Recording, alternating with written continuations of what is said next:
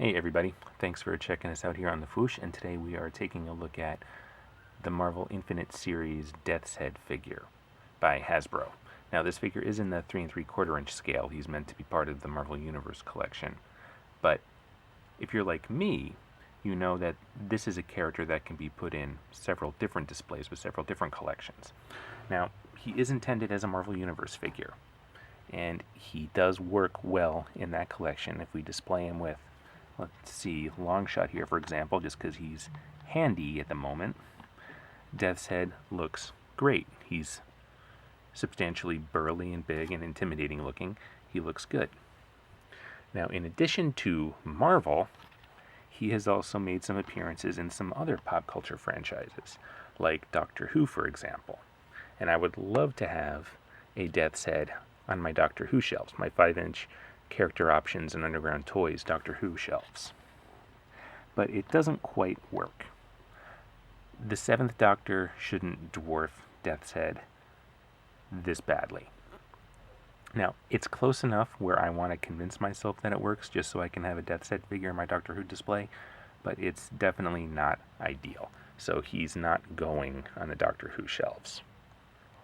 Now, where this character actually got his start was in the UK Transformers comics written by Simon Furman. He was created to be a bounty hunter, and he wasn't meant to be a substantial, lasting character, but as it turned out, that's what he turned into. So when we put him with the standard deluxe class figures by Hasbro or Takara, like Goldfire or Goldbug here, whichever you want to call him, again, it's close, but it's not perfect. Now, I chose Goldbug here not at random, but because in the Transformers UK comics, and spoiler alert by the way, Death's Head is actually responsible for the death of Bumblebee. Death's Head killed Bumblebee, which then led to Bumblebee's being reformatted and reborn into Goldbug. This, of course, is Goldbug based on the current IDW books, but you get the idea.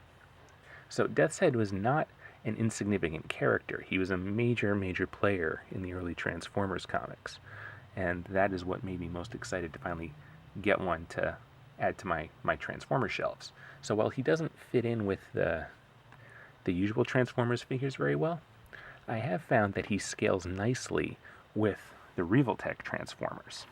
So here he is with Rodimus, and I think that looks pretty great. They look pretty perfect together. Death's Head should be about the same size as the Transformers characters, so that looks great. I only wish I had a Revoltech Galvatron, or that a Revoltech Galvatron existed, so I could display him with those two. But this looks pretty cool.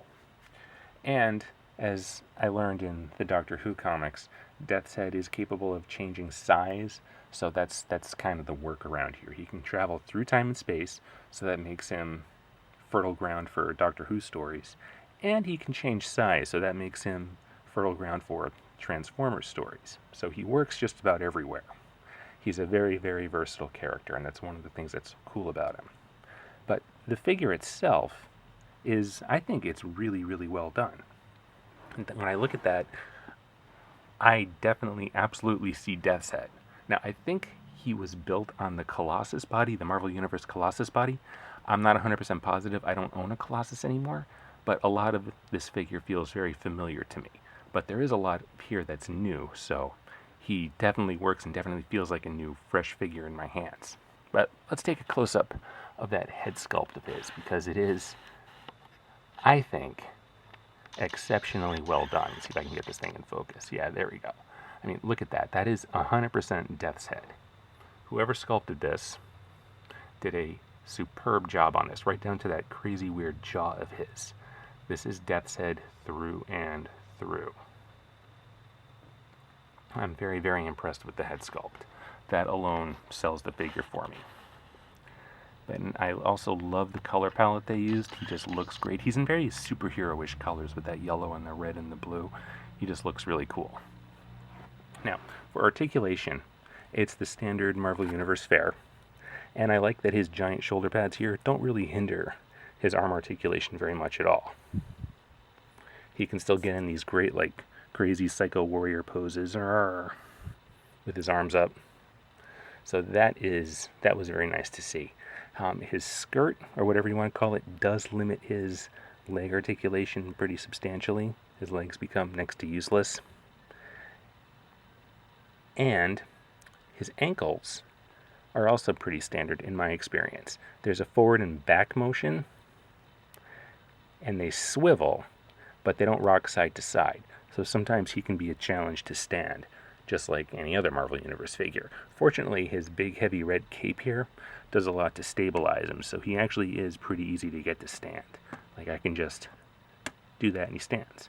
I do that with long shot falls over, guaranteed. But Death's Head is pretty easy to get to stand and to keep standing, so that is nice. One thing that I think is weird about this guy, this apparatus that houses his shoulder pads and his cape, on mine it wasn't glued down at all. The whole thing just kind of flopped around loose. So I put some museum putty, you can see it kind of stretching there. I put some museum putty in the front and in the back to help hold it in place, because otherwise it was just flopping around. Speaking of flopping around, Mr. Shield just went flying, but that's actually a good segue into what I want to show you next. Now the shield, inside of the shield, has a space here for his weapons. And on the back, there's the space where the shield can peg into. So, if we remove his weapons from his hands, we can peg the shield into his back, into those spaces. And it stays in fairly well. And then we can take the two weapons and secure them in place. And we're left with something like that. And I think that looks just awesome. It looks even better than it does when he's wielding them in his hands. He just looks intimidating and scary with a mace and an axe hanging off his back. Just looks really cool. Now the shield and both weapons are made of a fairly soft plastic, so sometimes it can be a trick to get them to stay like this because they just want to fall out because they are soft. But with a little bit of work they will stay. Like, I can shake him and, well, there it goes. So you have to be kind of careful. So I'd love to display him like this, but I won't because I'm too worried about losing his weapons. So they are going to stay in his hands. And because they're a soft plastic, it's easy to get them in his hands. Okay. So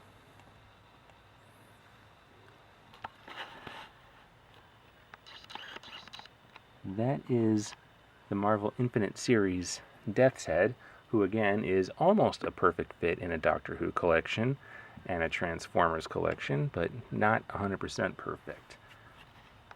I am very happy to have this figure in my collection, though, since he does transcend so many awesome pop culture properties. And I think anybody who collects the Marvel Universe line will be stoked to add this guy to their collection too, because even if you don't really know much about the character, he just looks so awesome. And hopefully the Marvel Universe figure does well, and we'll actually see a Marvel Legends 6-inch figure sometime down the line, because that would be ideal, and I would buy at least 3 of those. I am happy to have this figure, though, and I got mine from Amazon last week. He happened to pop up being sold by Amazon proper, so I was able to get it in an order. And his wave should be popping up at all the usual retail spots. I know lately all I've seen are just dozens upon dozens of Captain America and Iron Man and the occasional Hyperion. But hopefully those will clear out soon, and his wave will make its way to retail pegs. Okay? So keep your eyes out. I do highly recommend this figure. So thanks for checking us out here on the Foosh today, and we will see you next time.